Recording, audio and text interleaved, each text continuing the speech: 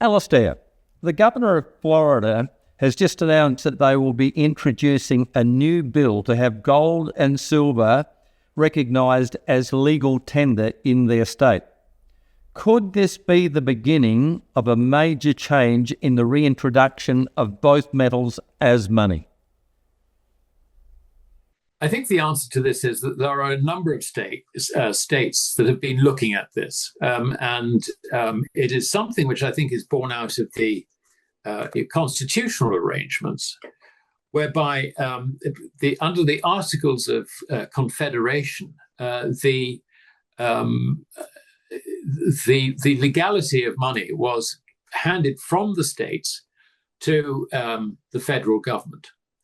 And they were given, if you like, the authority to coin money. Interestingly, they weren't given the authority to issue paper money. So now, so people who have this knowledge, if you like, of the Constitution, and regret the way in which the Constitution has been traduced by successive presidents and administrations, they're now harking back to, the founders had the right idea when it came to money about inflation and how to prevent it and all the rest of it. And remember also that they didn't allow a central bank to occur, except there was the first central bank, which I think when the Republicans got in, I can't remember the years, just was allowed to die. You can see that there is this desire, if you like, in individual states to take back control of what actually is money.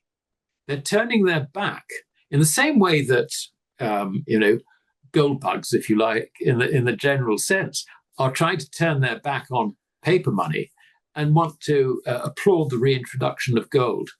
There are these elements, and there are increasing numbers of them, within legislatures around the individual states. So this is something, and I think if you're looking at bringing gold and silver at a state level as money, if we're talking bullion, then this is actually very, very different from the constitutional right which the federal government has to coin money. And I think that's what they're doing. They're looking at bullion rather than coin. But it is an interesting development, and I think it's you'll see more and more states trying to go down this route. Whether they pass muster, at a legislative level in individual states, I think is yet to be seen. But we're going to see more and more of this, in my opinion, basically as the dollar itself loses credibility. Here we go, Brian. It's just the start. It is just the start.